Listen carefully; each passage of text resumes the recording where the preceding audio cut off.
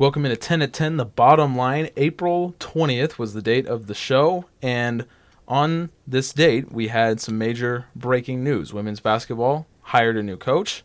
After a month of searching, the Kansas women's basketball program finally has a new head coach. Stephen F. Austin's Brandon Schneider agreed to terms with the search committee yesterday, according to SB Nation's Mike Robinson and the University Daily Kansas' Dylan Sherwood.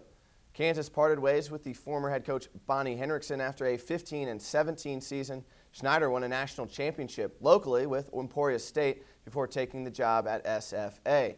He was 95-66 at Stephen F. Austin, and he won back-to-back Southland Conference titles in his last two seasons. Nick, what do you think about the signing? I like it a lot. I mean, his track record speaks for itself. He's only had one losing season in his 17 seasons as a coach, and it was only his first year at a new school, so hopefully he doesn't do it here at KU. But back when he was at Emporia State, he made the Final Four, had a championship, made the Elite Eight 3 times, Sweet 16 3 times. He's definitely proven, and he's won the Southland Conference the last 3 years, so he's definitely a winner, and that's what we need here. We need a winner.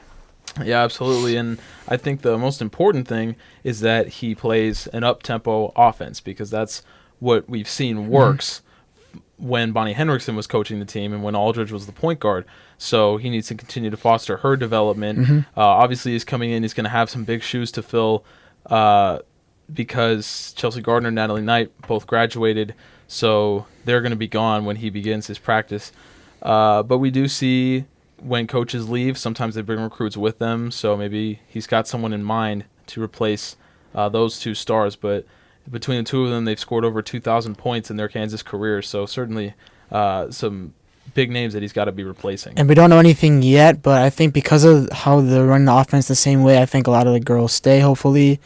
But we could see some go, but it'll be sad. Maybe Lauren Aldridge, but we know we both want we wouldn't want her to go. But no, definitely with not. the offense being the same, I think it's definitely a positive, because a lot of them I think will stay.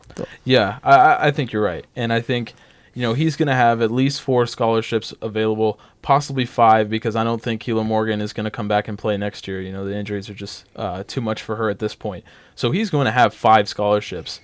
So he can really make this team into, his own identity. It's good. We'll just have to see what happens. The introductory press conference is Tuesday the 21st. So we'll see what kind of vision he has for the team. I assume that he'll say a lot about it in the press conference. Let's move to KU Relays. We didn't talk about them on the show, but they certainly are worth talking about.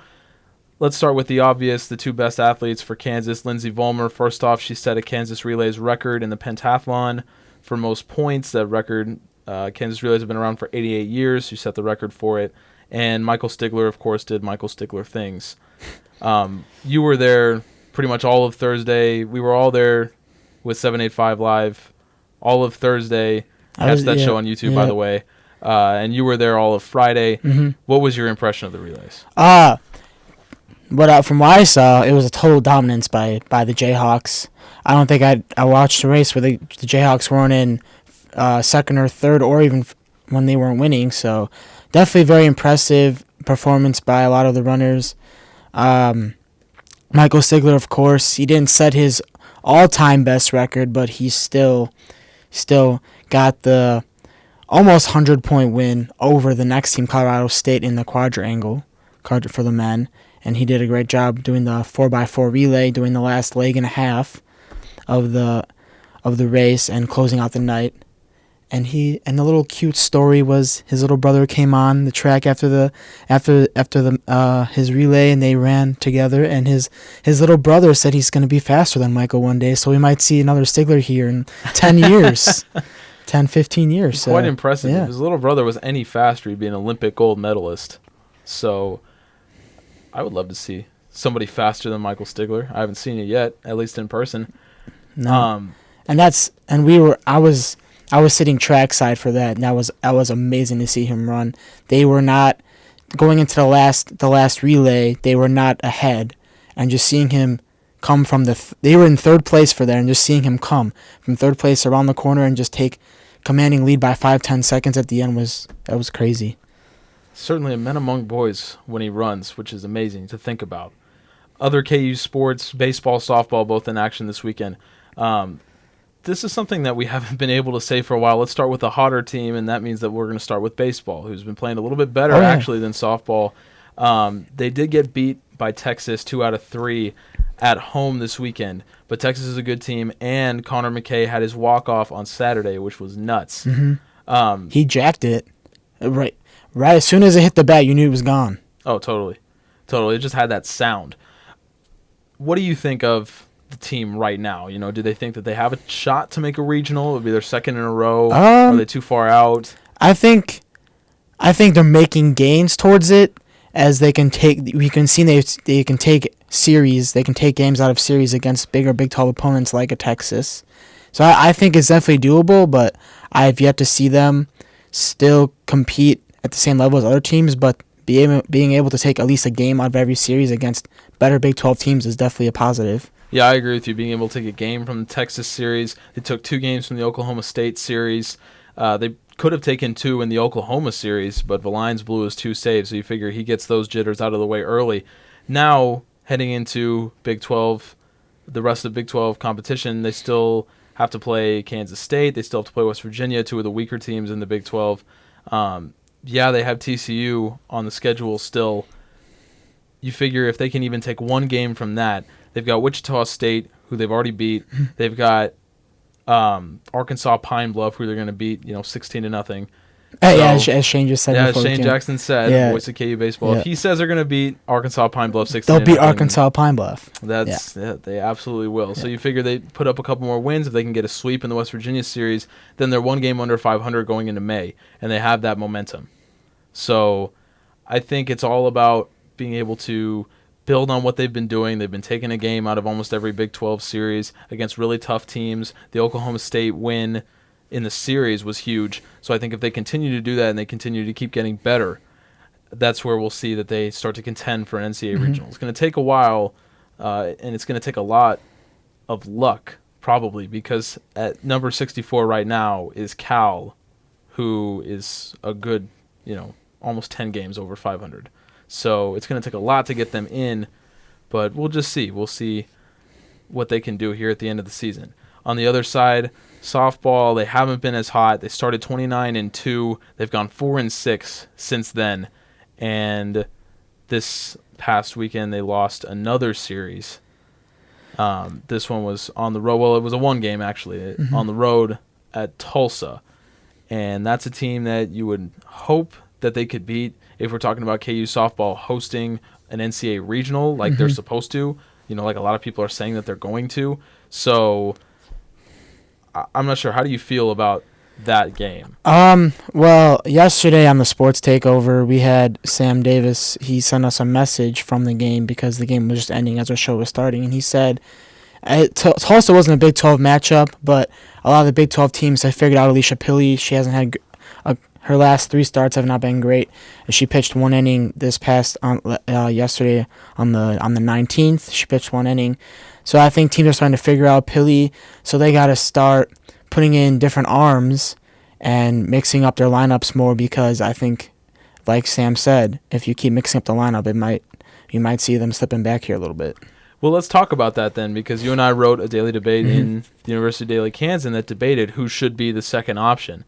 So they've got 3 really solid pitchers. They've got Bryn Holton, Sophia Templin, and I guess they've got 2 really solid options. And then Monique Wesley, she can come in and pitch really well. Sister, by the way, of Byron Wesley, who plays for the Gonzaga basketball team, if you watch the NCAA Interesting tournament. fact. Yeah, that's Sam told me that. So if you watched the NCAA tournament, you saw Byron Wesley. If you watch Gonzaga, that's his sister.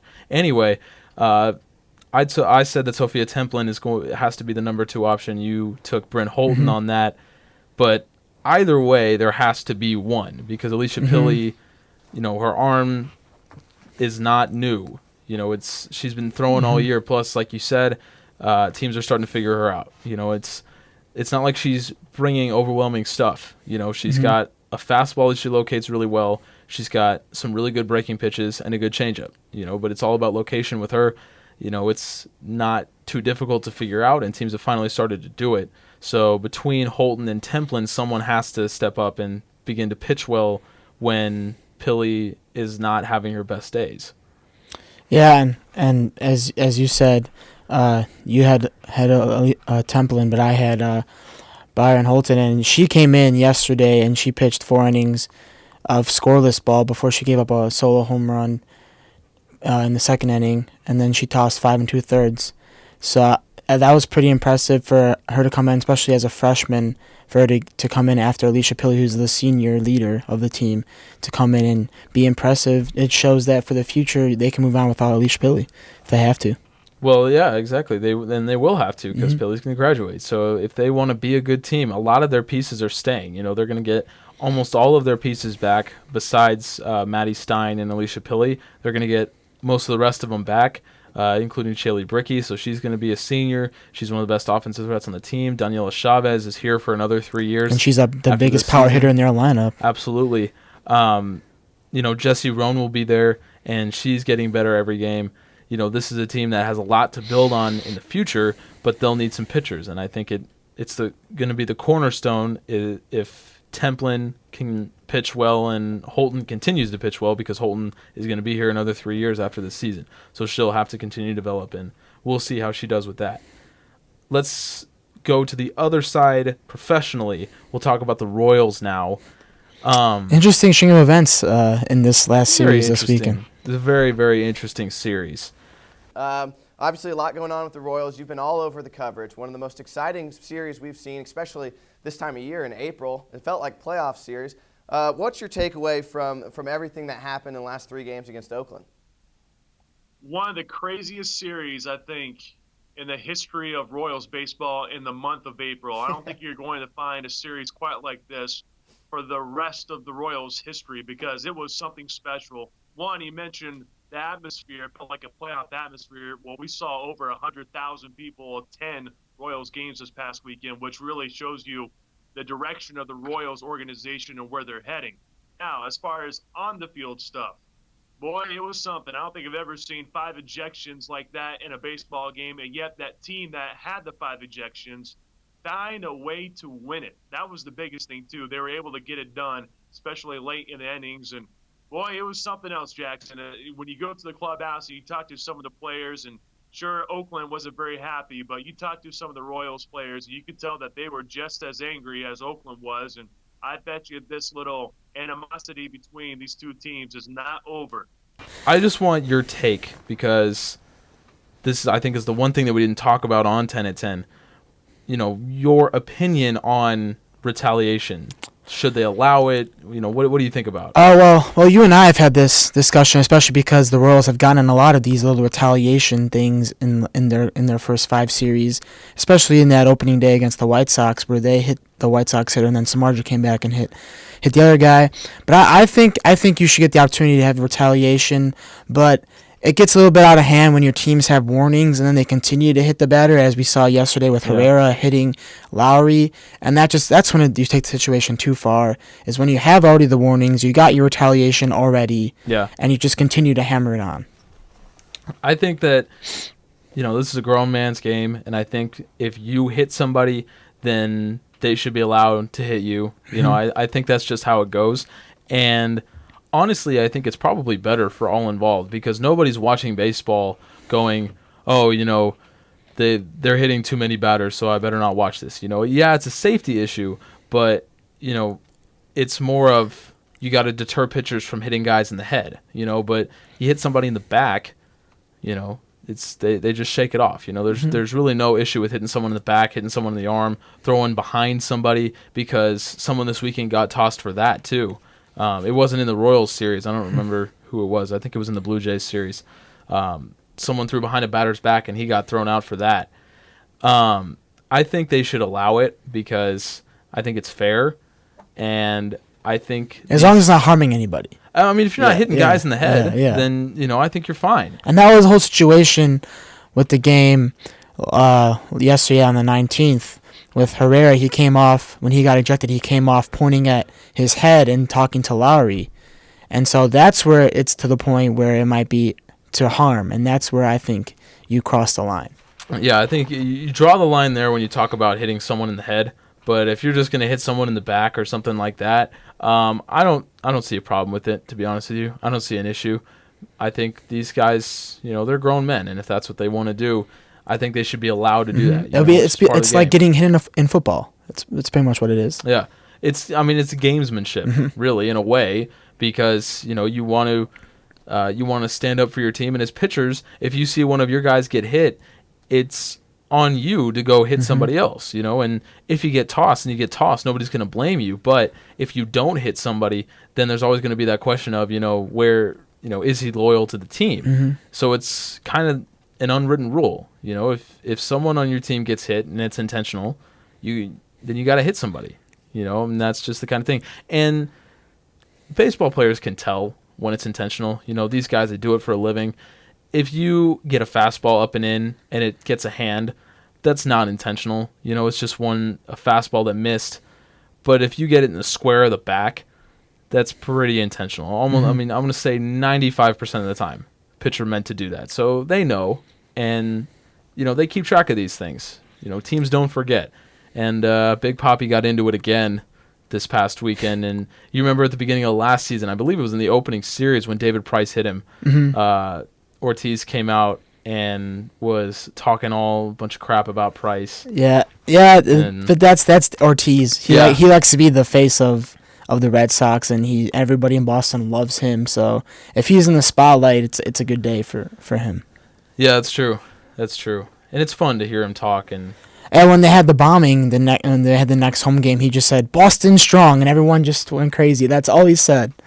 And they always went crazy. So he also said, "This is our effing city." Yeah, so that too. Yeah, that was a great speech, though. I did enjoy that one. Yeah, short and sweet. We'll see if there are any rule changes. I feel like with Rob Manfred, the new commissioner, he's a little bit more progressive. I feel like if there is going to be any commissioner that says, "Let's get rid of this rule," it'll be him, because Lord knows Bud Selig was never going to do it. And I think he's making great gains also, and revisiting old cases that Selig went to look at too. In that mark with the whole Pete Rose thing, as we discussed in the past. But I think baseball is in for a good change with Manfred as the new head. Yeah, I agree with you. Bud Selig was a good commissioner, but Manfred, he knows what he's doing. He's a little bit more progressive, so baseball's in good hands. Is what I'm saying. Let's move to the NBA now. Blake Griffin put on a show. Down at the offensive end. Griffin goes right at Baines.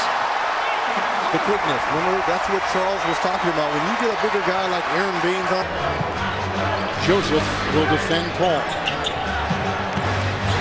Great pass. What a pass. Oh, and he trapped the sledgehammer. But the pass by Paul was perfect. The Warriors are the Warriors. Kyrie dropped 30. And that was the second most by any LeBron teammate when LeBron has been with the Cavs. Out of all this, what team impressed you the most, and what team left the most to be desired? I think the most impressive was definitely the Cavs. When you have somebody other than LeBron put up 30, it's pretty impressive. But I think the team that's a sleeper team that I think can make a run, and I'm not being biased here, is the Bulls. I saw their game on Saturday. Derrick Rose unexpectedly threw up 23 points with limited minutes as well. So that was very impressive. And Joakim Noah and Paul Gasol combined for double digits in assists. So if your big man can pass, that's also very impressive too. So I think, and they're all healthy. For this season, they've only had 5 games the whole entire season where they've had their whole starting lineup from the first game. So now that I think that they're healthy, the team's back, the lineup's going, I think they can make a run. Yeah, I agree with you. Definitely the team that impressed the most was the Cavaliers. Although the Clippers looked great. So in the interest of just getting another team in there, Clippers looked amazing. And Chris Paul and Blake Griffin combined for 50+. Griffin had a double-double. Paul added 7 assists. DeAndre Jordan had just this massive volleyball spike on one of the balls, one of the shots that Ginobili put up. The Clippers look good, and to beat the Spurs in the playoffs is no easy task. The Spurs, any Popovich coach team, is going to be a real threat in the playoffs because Popovich knows how to get the most out of his players in, April, May, June. So it's not easy what they did. I'm anxious to see if they can do it. to win 4 games in the series. Plus, it was at home, and the Staples Center was rocking. But we'll just see. We'll see what the Clippers can do. I think the team that probably left the most out on the table for me, I don't know. I didn't see from the Rockets what I wanted to see from the Rockets. I feel like James Harden could have had a better game. Dwight Howard, you can't say much about him because he's been injured, this past couple months. We've been on and off. So you can't say much about him, but I think, he'll improve. And James Harden will be James Harden as usual. Come playoff time, the stars get the calls, and that's how James Harden gets a lot of his points at the free throw line. So we'll see what happens. But I think the Rockets, we're talking about them as maybe upsetting the Warriors, but if they play the way they played against the Mavericks, I don't really see it happening. Yeah, the Western Conference, it's going to be a good ride to the end, as everyone was expecting the Spurs to win because the Clippers don't usually perform well in the playoffs, but we'll have to see how that goes. Yep, we'll see. I mean, with Doc Rivers now, he's won championships. He's been there, done that. So we'll just see how the Clippers perform. It's a battle of great coaches in that series. Absolutely. I would agree with that. Doc Rivers, Greg Popovich, these two, they've won championships. They've built dynasties. They're some of the premier coaches, definitely, in the country. Let's finish off with Tim Tebow because he signed with the Eagles. Yep. And I don't know what the Eagles are doing. They have 5 quarterbacks already. Just to be clear, we're in agreement that Tim Tebow will never start an NFL game again. Yes. Right. Very, very much in agreement. Yes. No, he's not a starting NFL quarterback. But the rumor is, I don't know if you heard this last night, after they got Tebow, they're looking to trade Matt Barkley. Yes. Yeah. I saw that. We'll see how that goes, too. Can't really blame him. I'm going to say this. I'm going to reiterate. I think Chip Kelly is just building a system that is identical to what he did at Oregon. Mm-hmm. You see kind of the changing of the guard.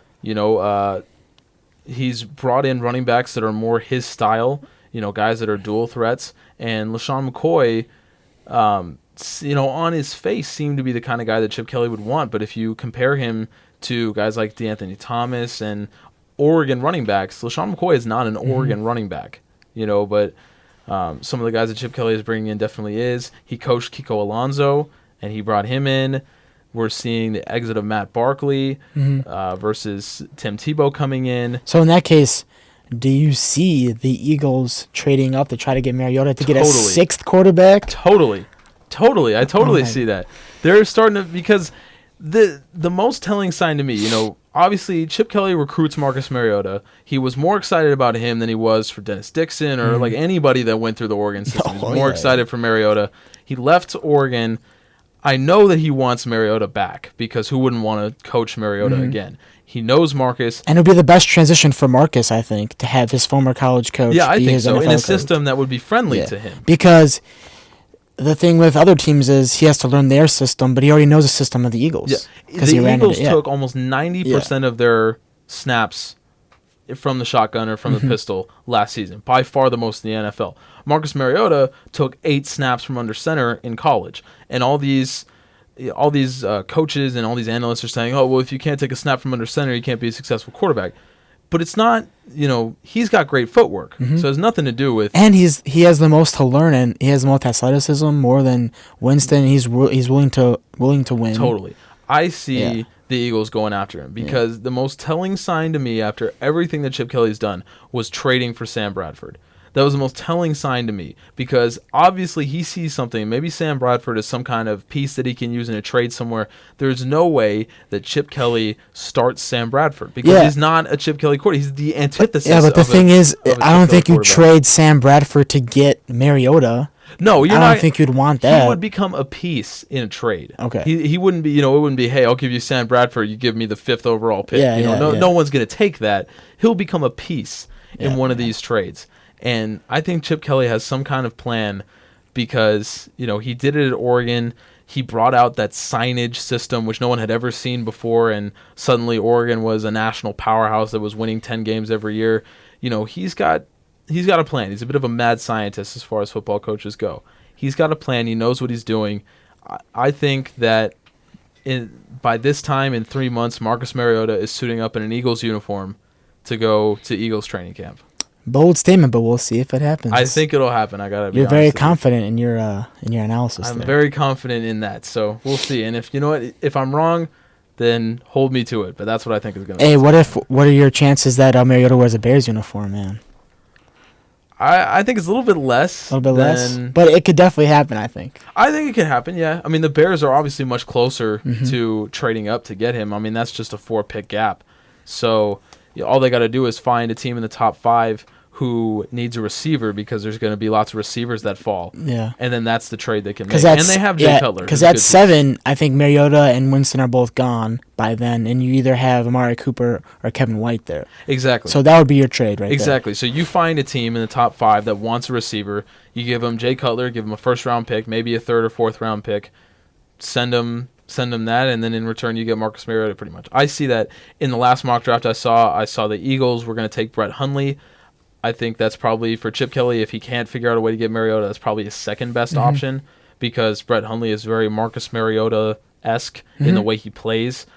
He doesn't, he's not quite as polished, but certainly the athleticism is there. He's bigger. The arm is there. He's got a pro-ready arm, and he played in a very similar offense. He threw a lot of those screen passes, short passes. The only difference was UCLA used the run game a little bit more. But I think for the Eagles, you can't go wrong with either one of them. Yeah, and of course they have to have the run game too because they have DeMarco Murray as the running back. So. Yep, there you go. More of a Chip Kelly running back, I think. More of a guy that he'd want. Well, that'll be it for 10 at 10, the bottom line on April 20th. Check out Good Morning KU 10 at 10 for April 20th. Check that out on YouTube. Check out 785 Live where me and Nick are both on, and of course our show Nick from and I. Rock Chalk Park. Sorry, Nick and I. Sorry, I hate to be Cal there, but That's all right. Nick and I understand. Our last show was from Rock Chalk Park. It was a lot of fun, so definitely check that out on YouTube, 785 Live.